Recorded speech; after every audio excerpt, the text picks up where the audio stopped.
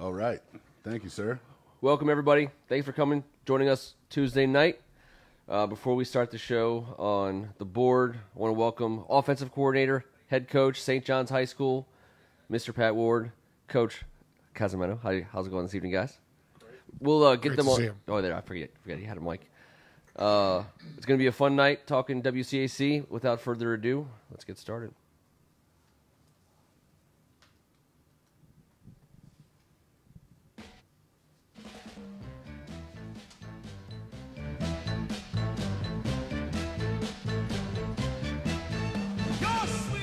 You guys can't hear this Motown on the background, but when you hear it, when you replay this, on your ride in tomorrow to work, as I know, that's how Pat always listens to the show. Well, you're gonna hear some Motown. Welcome everybody to Tuesday night. I'm Ken Marangolo on behalf of First Amendment Sports. Welcome to the WCAC Spectacular. He's Tim Strachan. What's up, guys? All week you're in work, you're doing your family stuff, all that. This is the one time a week I know I can put all that aside, just put all the worries and all that stuff and talk some fun stuff, man. Appreciate it. He's Kevin Ricca. And I'm fired up tonight. I got my boys down here. We got some cadets around the poker table ready to chop it up about the non-conference schedule and heading into the conference schedule, the toughest conference. I kind of feel like, even though I'm here every Tuesday, I'm a little bit on, You're about to get sacked in a wheelchair? You feel like you're about to get sacked in a wheelchair? It's possible. A little uncomfortable. It's possible. It won't be the first time, Pat, or picked. No, I'm just saying. It could be some foreshadowing. St. John's one-ups Coach Elijah Brooks by showing up on Tuesday in the actual basement. This is true. Yeah, appreciate it, fellas. Very nice of you guys. Taking time out of your busy schedule. We appreciate having you guys here. We can talk a little bit about the week that was, as we do at the top of every show. Let's start with DeMatha this week. Let's. They rolled. We knew that they were going to roll against Avalon. Homecoming. You never want to see your name next to someone else's homecoming, but Avalon felt it, saw it. They lost to DeMatha 53-6. DeMatha had their way on them. They were up 39-0 at halftime. Dejon Butler had a TD. Nick Cross with a pick six. Eric Nigerian with 3 TDs on the day. The highlight of the game with Jermaine Johnson, maybe not a highlight, as we were talking before, but Jermaine Johnson with a highlight reel, 25-yard TD, who he mossed over 2 DBs.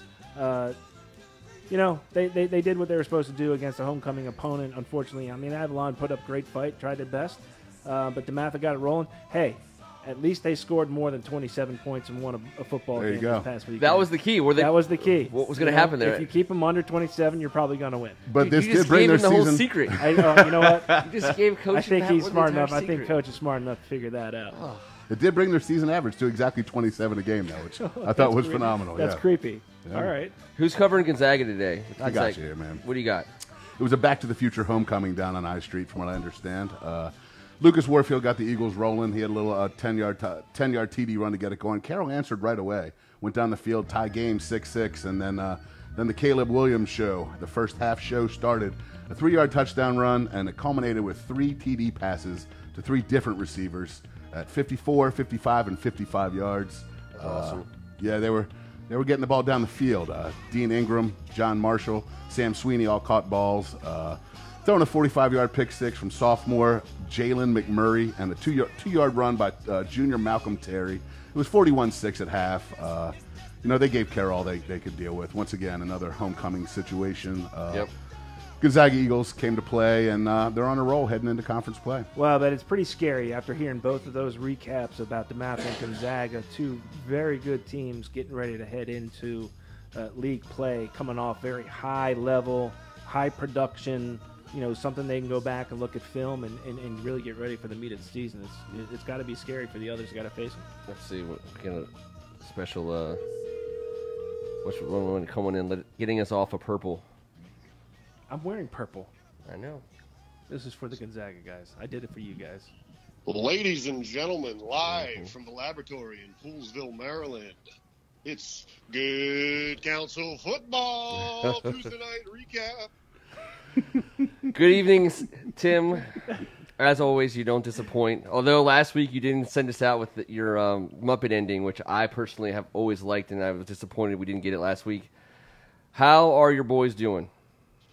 The boys are doing fantastic, and I'm not going to lie. For the upcoming Gonzaga game, and obviously we'll get to that later, but this is not going to be a difficult film to break down, this game against Northwest. What was my prediction last week? Does anybody recall? Pain. I think you predicted a lot of pain and suffering. I think I said 55-0. That's You what did you say said. 55-0. That's what you said. You said 55 It nothing. was 56-0 at half. Oh, you missed by one. That's a killer. By Just by half. one half At of half. football. At At half. 55 nothing at half. Good Lord. Now, this is the thing. Northwest is an impressive-looking team. They've got athletes across the board, and they were undefeated, by the way, ranked number 11 in the Washington Post. Undefeated. They haven't given Yeah. up a touchdown in 3 weeks, or the previous 3 games. Man. So Northwest Who'd is they no play? slouch. And Northwest, well, number that 11 doesn't team. No, matter. who was Washington Post. Northwest playing? Nobody. to get to that. We're Not not good worried about counsel. that. Walter Johnson, Wooten, we're not worried about those guys. Just context. Keeping you on your toes. Anyways, as a Good correspondent. Counsel used 2 formations. They basically use only 2 formations on offense. They're running twins left and right, and they're running pro left and right, all live formation. Almost every play they ran was between the tackles, and it made this offensive line really impresses me. These guys get so low to the ground in their stances, and all of them are enormous. They're about 300 across the board. A couple of these guys are 6'7", That's 6'6". their MO. They get so low to the ground, and they are absolutely dominant. That's awesome. They did do one thing that was kind of neat. They moved they went to an overload. They brought the right tackle Landon Tengwall over to the left side and ran off tackle that way. So they will mix it up, and clearly he is a weapon. So Number you're calling 27. Is it like Lombardi ball? It absolutely is. It's old school. I mean, it's not super fancy, but it doesn't need to be. That's exactly. They It's execute, football. and they have the guys in the right positions. Number 27, their fullback, Sean Aaron. This kid is a badass. He is as tough as they come, and he can fly. But I'll tell you this right now: anybody that saw the game, going back to Northwest and the talent that they had, it was clear that they had some speed on their DBs in particular, and you got to see it Saturday because they were chasing Good Counsel's backs all day. Who do you got coming up? Coming up, we've got Gonzaga, All the right. Purple Eagle. I never knew what a Purple Eagle is, and I still don't know. Are they I born never purple, seen one, or have do you? they like Never saw a purple slowly? eagle? Do they molt a few times before they leave? Before they become purple?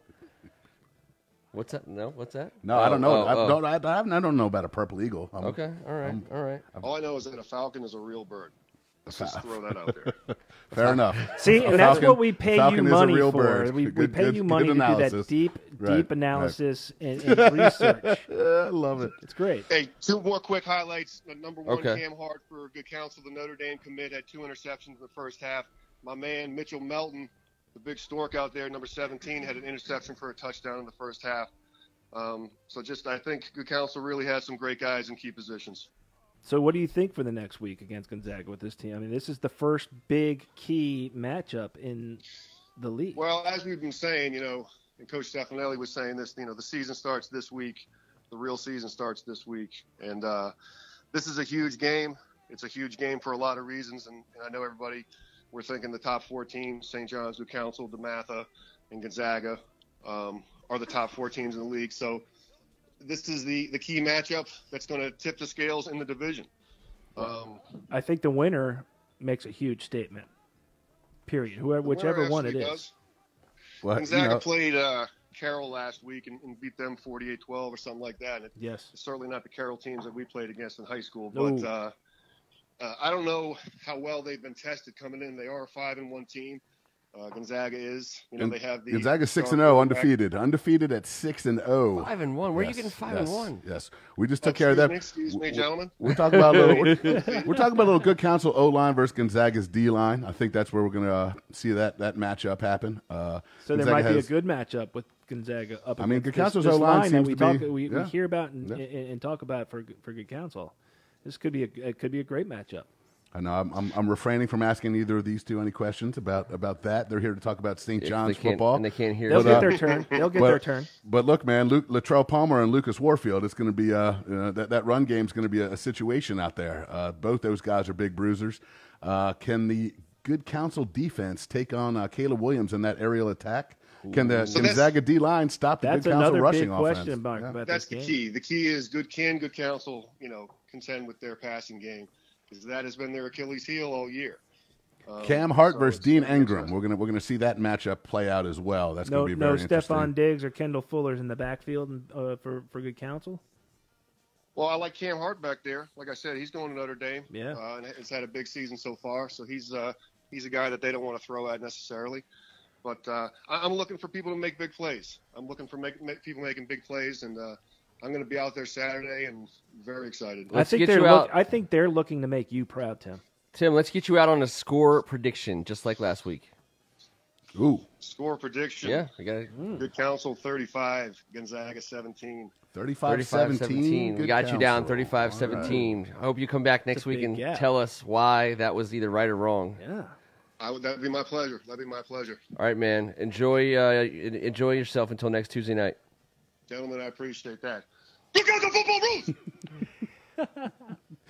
Well, I love his energy, and he's as fired up as anyone about the start of league play. He just woke up his wife, a.k.a. your sister, with that outtake. Yeah, that's all right, let's put the music back on. He's certainly gaining a reputation, that's for sure. Well, the Motown flowing growing again. and growing, and I appreciate the analysis and the passion. That's what we're doing here. That's what we're all about. We do have 2 schools left to go. I always enjoy hearing Tim get excited about Good Counsel football. Oh, I didn't give you a prediction for DeMatha next week. They're definitely going to win.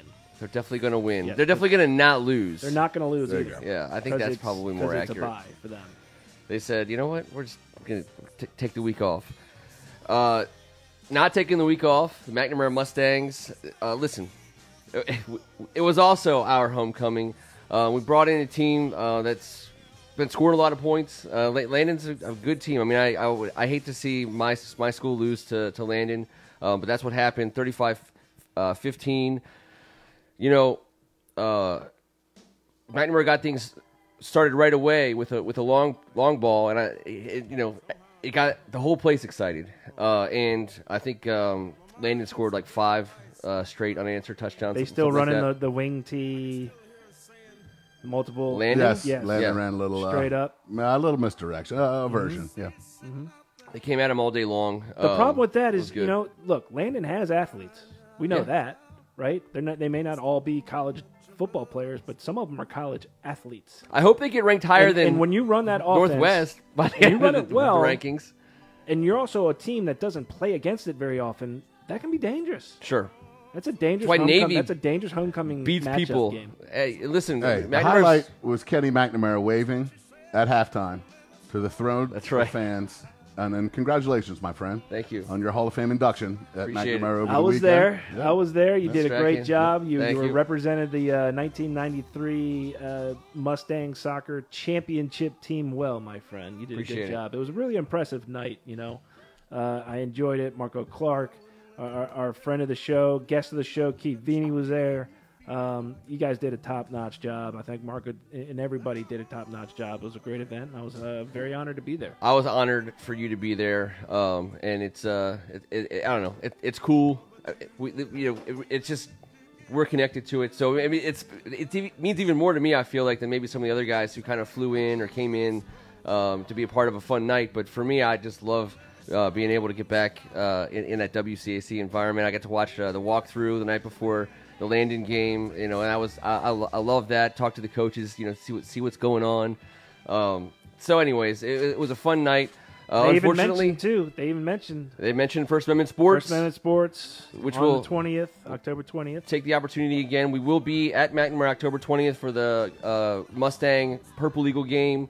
Come check us out. You can't miss us. You will also see us in the postseason prominently, covering what we think is going to be 2 of the best games that this area has to offer. And in the parking lot before St. John's Good Counsel at Catholic University. October 12th. October 12th. Yes.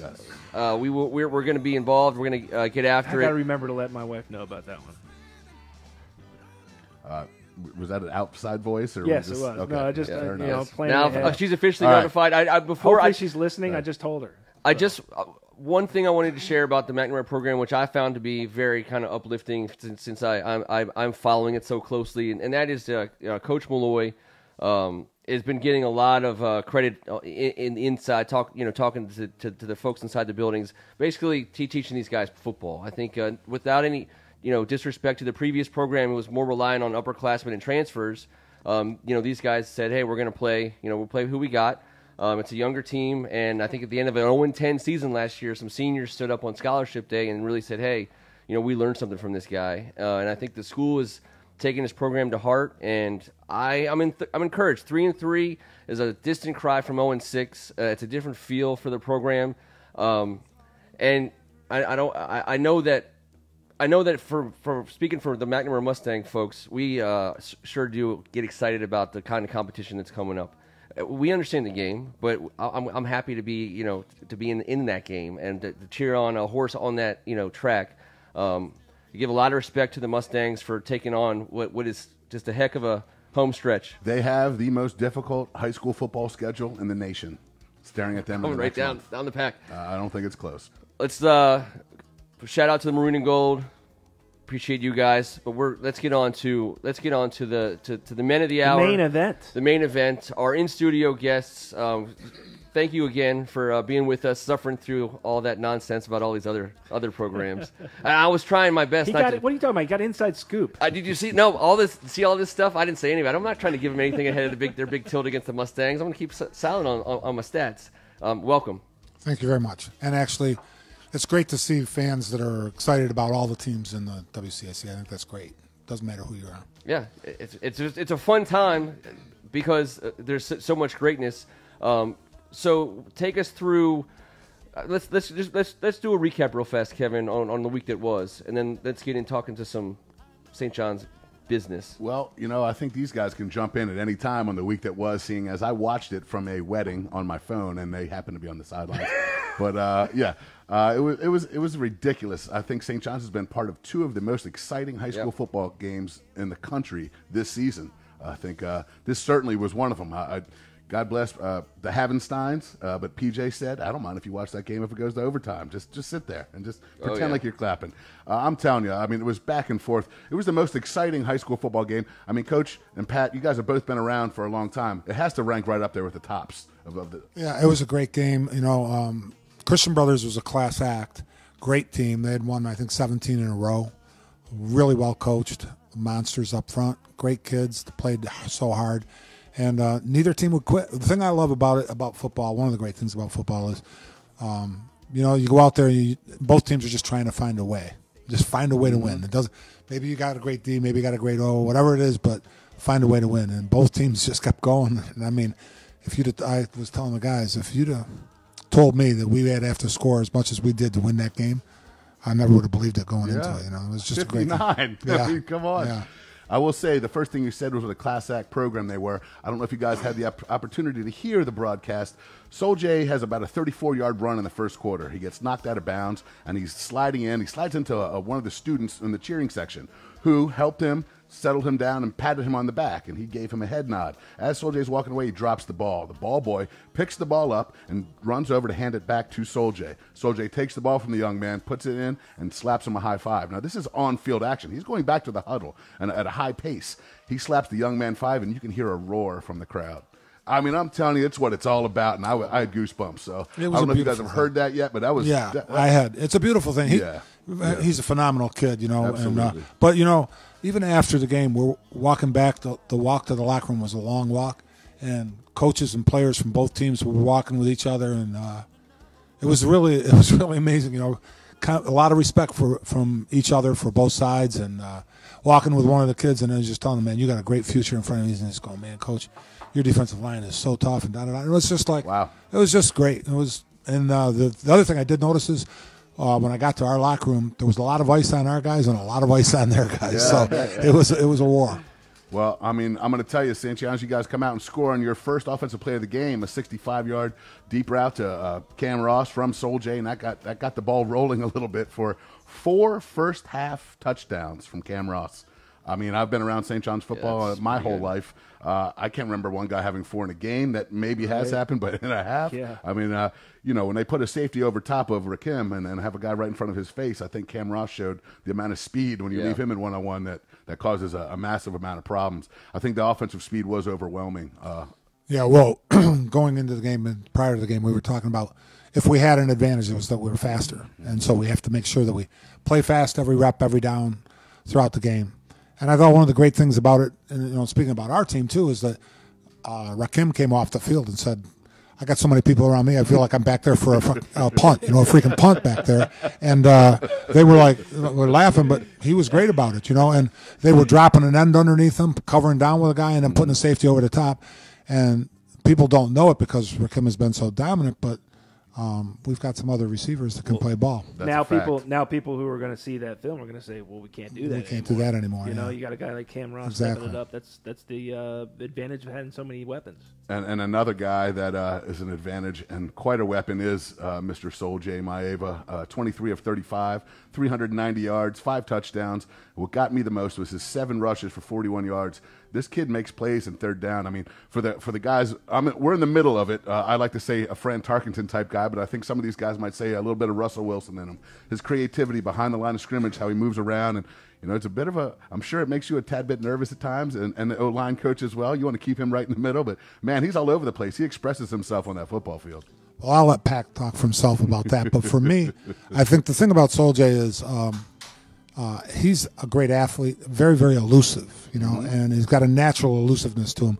But he's learning the game, and it's great to see him progressing each week in terms of making his reads and staying within the offense and not trying to run around and make every play on the field, just operating an offense. That's one of the reasons I think that we're going to be good is he's really focusing on operating it and getting the ball to the people that it should go to depending on what the defense is doing.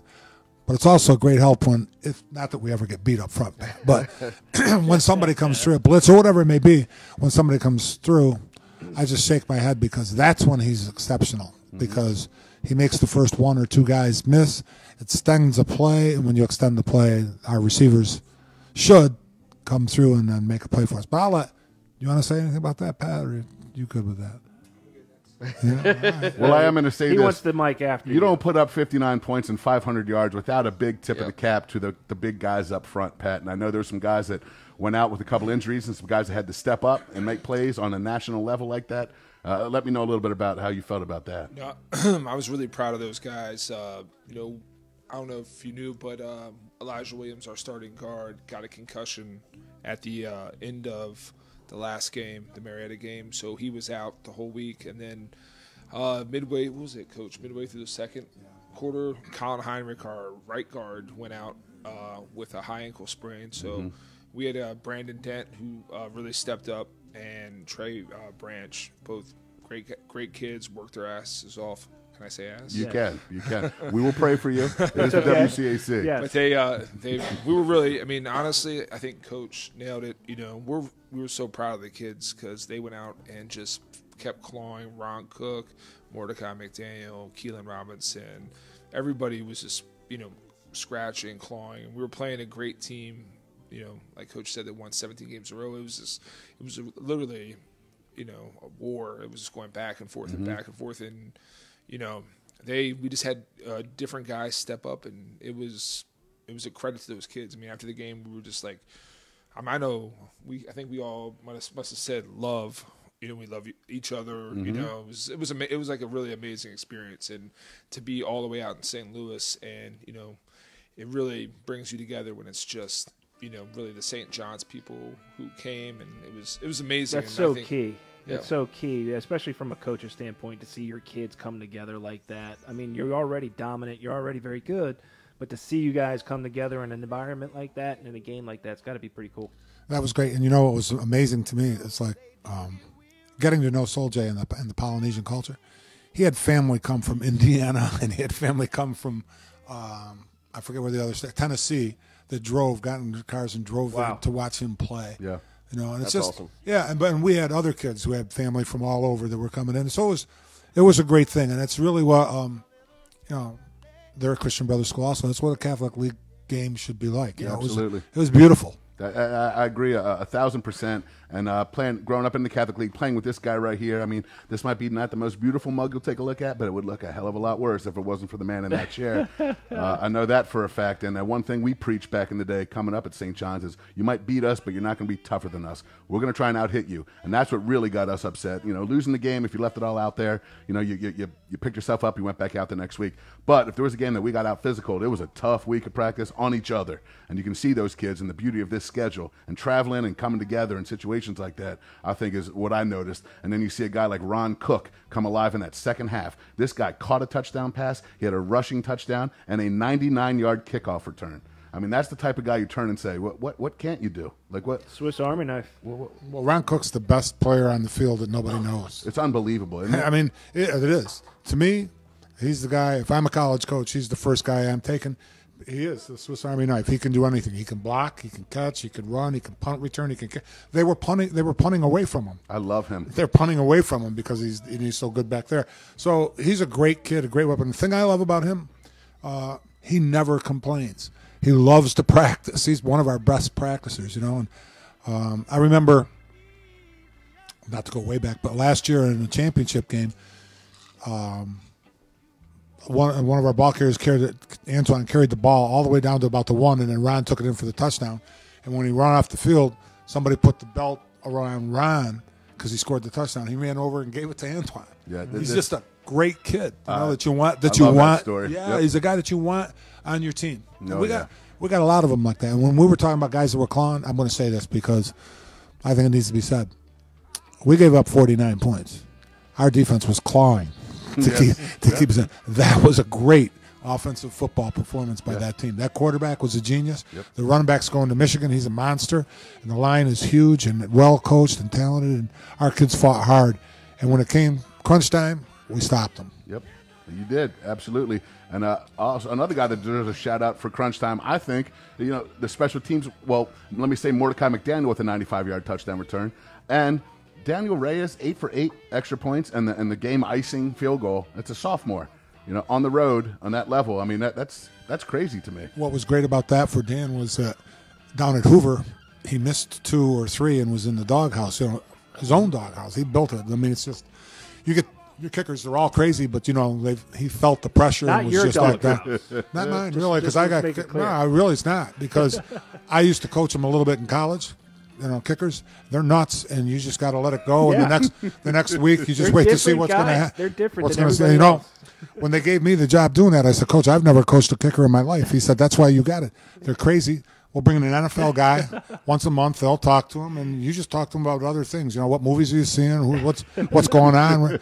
Last year when we had Rafi, I would go over and talk to Rafi about, Rafi, where can I get the best latte in Bethesda? You know what I mean? It's just, you don't want to talk to them about kicking. They're crazy. Just kick the ball through those uprights there. So I wish someone would have told me that back in the day before I started coaching. As you guys transition from a ridiculous schedule against the best teams in the land, nation's toughest, and now you're going to, you know, stay home and play against some of the nation's toughest teams, you know, at home. I understand you want to get these wins. It's not like you change your mindset necessarily on how you coach your team, but does anything change for you when you enter WCAC play, or what's the difference in the room, or, you know, with the players? Does it take on maybe additional meaning? The small tweak in routine or I anything think, you say? I think one of the big things is we really feel, I feel anyway, like kids we're a little beat up. Yeah. We're a little tired. You know, the travel, everybody thinks, oh, wow, that's great. We're going to St. Louis. Then you do 3 days, and you know, it's just a nightmare. And I think we're tired, we're beat up, and what's really important now is the kids that we've been grooming all the while to step in, like Dent did for us in that game, and like Trey did for us in that game, and so many guys in that game. Actually, there were a lot of kids that actually went on that field, many of them in special teams, because we were exhausted. And same thing in the Miami Central game, you know, 5 overtimes. I mean, you have to have kids that are willing to come in there and just step up, because a lot of stuff's going on. So I think one of the biggest things that is right now is as a coach is making sure that we're creating depth, because one of the things about the next few games here is that any one of these teams can beat us. So it isn't really that much different. You maybe some of these other teams have some bigger names out there in the country, but not necessarily any better teams. You know what I mean? And so, it was great to go to Hoover and win. It was great to be, I think, one of the best teams in Florida. Maybe IMG's better, but not much. And then and win against the Missouri champion. But we were talking about it. There's our teams can beat a lot of these teams too, and a lot of these teams in this conference. So it's no really different. I think if you're going to be great, you have to get up every week and try to be great. It's about us. It's really not about who we're playing. I hate to say that on this show. Sure. It's really about us. We want to get our best performance every time, and if you're good enough to beat us, then God bless you. Walk across. Well, what can we learn from you, and let's get better. Yep. That's the way I would want my coach to to think. Obviously, I would imagine some of these kids are friends during the summer. They grew up going to some of the same schools. Maybe between the whistles and between the hashes, you guys know better than anybody. You get a little bit. Well, Pat does, and I've been wanting Pat to talk about the fact that not only did you play at St. John's, graduated 92 or 93? 93. Yeah. You played there. You went to Maryland. Had a great career there at Maryland, and then almost immediately came back, right? And you've been coaching at St. John's since, and been a part of the program. Now that you're getting ready to enter into league play, how much of that plays a part in your preparation as a coach, your preparation of getting these kids ready, because it's going to be so brutal? Yeah, I think the difference is these teams really know us really well.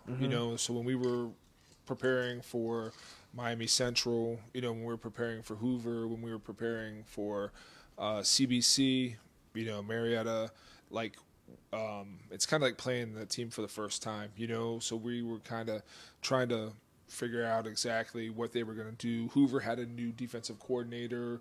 We're looking at CBC. Are they going to play bear? Are they going to really play cover 4?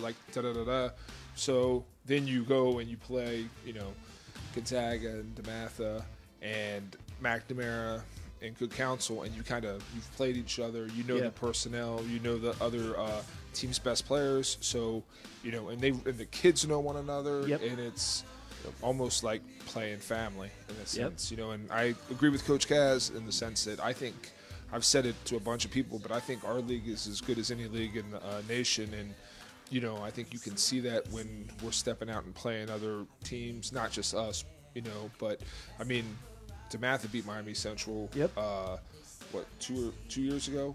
DeMatha had Cook Council had a big win down at Marietta, which is always hard to go down to Georgia and win. So I think obviously not to leave the purple people out, but they've had a really good win. They went up and beat a tough Petty team, and so kudos to all the WCAC teams doing basically putting our brand of football out there, because for a long time I don't think people gave us the respect that we deserve. So we're going out there now, and not just us. I'm saying, the WCAC, we're playing everybody. And I think that's, at the end of the day, I love your guys' show, and you guys are always talking about the WCAC, and being the assistant athletic director at St. John's, I get to see all the great sports programs like field hockey, girls soccer, boys soccer, basketball. In the WCAC, it's unbelievable. Even a little tennis, baby. Yeah, a little tennis. Ken's always got to get his tennis reference in there. I walk over every once in a while and check it out. But it's amazing. Just being able to see all these great kids compete against one another, and it's amazing. When you turn on the TV and you look and you see Chase Young playing against. He played so well. He played so well for Ohio Big Ten State, going against player. Penn State, national player, the defensive player of the week, and he had to step up. He had to step up. And as a DeMatha alum, very proud of you, young man, and keep it up. Keep doing a great job. Another thing, we mentioned the kids and everything, but I think we were watching DeMatha play Miami Central and we were in the airport 2 years ago when they won. All of us were rooting for DeMatha. Yeah, exactly. Yeah, you need to. Well, I'm just saying, and so we were. I don't even know where we were. Pat and I were at a combine of some kind, and the good council coaches came over and were just like, "Man, you guys are doing a great job representing the WCAC." I think there's a lot of respect. I like it. Mm-hmm. I know fans sometimes make it into some sort of hate thing, but I think there's just a lot of respect, and that's what's really great about it. I think you go out, you're going to get your best game. Every week, you're going to get your best game from a DeMatha, Gonzaga, Good Counsel, or McNamara. You're going to get a great game from them. And so, and that's why we play the schedule we play. Yeah. People say, what are you doing? You're crazy. I said, well, if you ever been to a Super Bowl, we got to go to a Super Bowl every week. Yep. And now we go to the conference, and it's the same thing. So that's what makes it fun for kids. Be challenged. Well, what else is fun, though, too, Coach, as great as we are feeling about this league and everybody, and we do pull for each other when we want to, when we play against each other, it gets a little nasty down here. Well, we say it in the basement all the time. It's going to be we're a lot of brothers, fun. and we're going to fight as brothers do. But when someone outside the family comes in and wants a piece of it, that's when everyone, that's how we look at it. This down is here. where it gets real. This is where Yeah. it gets fun. It gets nostalgic. We think back to our playing days, and I remember playing against Pat. I don't remember you sacking me, as Kevin had alluded to before we went on, but on and off the field. I think Pat remembers. He talks about it all the Off time. the I could field, just be mistaken. But off the field for sure. It was actually Tim Reddy that I ripped his jersey off him when I tackled him. Yes. So I was trying Yes. to get that to him. I did not sack This was you. on the field, correct? That was on Well, the it might field, have been actually. in the locker room Well, afterwards. here's what I wanted to echo for your statement. I just wanted to say it real quick. The top 4 teams we're talking about right here, nothing against McNamara. I'm just talking about the teams that are doing their thing right now, are 19-2 in the non-conference, 11-2 versus out-of-town opponents, 8-1 versus SEC states. I include Missouri, Florida, Alabama, and Georgia. 3-1 versus the Northeast, Pennsylvania, and New Jersey. 4-2 versus top 25 ranked opponents, and 8-2 versus top 100 opponents. And every one of those 4 teams has a top 100 win heading into conference play. It's crazy to me. I see 45 Power 5 offers out there. I see 22 players ranked in the top 50 at their position in their class in this conference. And all 4 teams ranked in the top 8 in the East and USA Today. I mean, with the cadets right there, ranked anywhere from 2nd to 5th in the nation. There's not many conferences that can have this conversation. The only thing I would add to that is I think there are players in this conference. I've been coaching a long time, and there are players in this conference that don't get a lot of recognition. Nobody knows who they are, and they're great players. In fact, we'll turn on the films and we're watching Good Counsel or somebody else say, who the hell's that? I've never heard of him before. Who's that number 8 or 9 or whatever? Right. Turns out it's somebody great, but he's I don't want to say surpassed, but he's overshadowed maybe by some of the names that are out there, i.e. Ron Cook for us. Ron Cook is great. I mean, But he's not a top anything with anybody except us. But as college coaches come to see those kids whose names you hear a lot, they'll recognize the Broncos. Oh, yeah. No, I don't mean it that way. I'm just Yeah. talking about, you say that, like, there's 50 players. Right. There's probably a lot more than that. When I love Ron crazy. Cook because I'm a That's diehard fan, and he's given me a ton of pleasure these last yeah. years watching him do what he does in the football field, Yeah. and hearing how unselfish he is, and hearing from my father what a great kid he is. It's just those are the reasons why I get excited about it. But yes, I'm sure every each team school has a version. every school Right. has a Ron Cook somewhere out there on their field. And we were looking at McNamara and the number 9 kid. He's a junior. I think he's a great player. And I don't know who he is. I don't know who he is. I just saw him for a clip or two, and that was that. But I know he's going to be a great not player. Kenny McNamara, but it's not Kenny McNamara. I think it's Kenny Womack. Interception, return for a touchdown, rushing. He runs a little wildcat at the quarterback position. Is that 9? And then he had a pick 6, he had a rushing touchdown, and he had a catch for a touchdown against the. Dude, you're telling him. And my something? point, just saying. and my point would be, he's probably not on anybody's top 50. Right. But he's a top kid. Oh yeah, that's all I'm saying. I'm right. I'm with you, Coach. I'm with you. That's Kenny McNamara.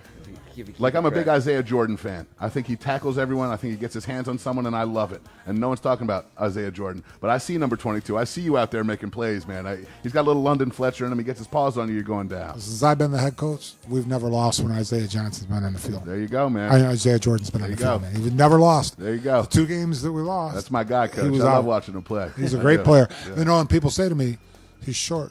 And he's like, I can find you 5 NFL linebackers as short or shorter than he is, Yeah, he's a London Fletcher type guy. The way he moves, the way he gets on you, and if he's on you, you're going down. No one's breaking that tackle, and I love it. I love it about him. I love that you agree. We got to look at the film from last week. I don't want to be trouble. They broke a few tackles last Listen, week. Coach G, I didn't say anything. I'm having a good time. I wanted, on behalf of these guys, thank you guys again for Absolutely. hanging out with us for a Tuesday night to talk about the greatest high school sports Coach conference in the Kaz, land. Coach Ward, appreciate it, guys. Thank you very much, guys. Thanks A pleasure for being coming here. on. That was forward awesome, to- guys. That was a lot of Thank you. fun. Thank you. Hopefully, as we see you guys down the stretch, we get Carol Maloney, formerly of NBC Sports, but she's going to be doing on the field interviews, kind of like Craig Sager style, or hopefully we get a question out of you guys right around game time. So if we're doing your game, Coach, and you want to be up at halftime, so she interviews you on the way in. No, I want to be up at the end of the game, and I don't care who interviews me. There you go. Okay, There you okay. go. She'll do All it right. after the All game right. too. Okay. Well, on behalf of First Amendment Sports, this man's Tim Strachan. Just wanted to remind everybody about the 1991. No offense to you, Coach, because you weren't here at the time, but the 1991 championship And game cut. highlight. CO, we done? The 77-yard touchdown to Reggie Funderburk to win the championship against DeMatha over Let St. John's. it not Just wanted to bring be it up forgotten. for a few people in the room, just to Hey, remind just them. throwing it out there. Just to remind them that keep them in their place. That's all. Appreciate it, guys. Thanks for coming. I just want to add something before Pat. like I tell our kids, this isn't last year's team. We won the championship. You guys are not champions. Right. These guys playing right now, you haven't done anything. You've won some games, but you're not a champion yet. So I don't truly care what happened in 1991. shouldn't. I don't truly care what happened last year. I only care what happens this year. You shouldn't, but two guys at this table should. I do, and I know I never sacked you, but I'm getting ready to right now. That would be great B-roll, to be honest with you. We'll keep that camera on after we go off. He's Kevin Ricca. Hey, I'm very proud to have some cadets down here tonight. Thank you guys for taking time out of your busy schedules. Good luck the rest of the way and stay healthy. I'm Kenny McNamara, and this was the WCAC Spectacular.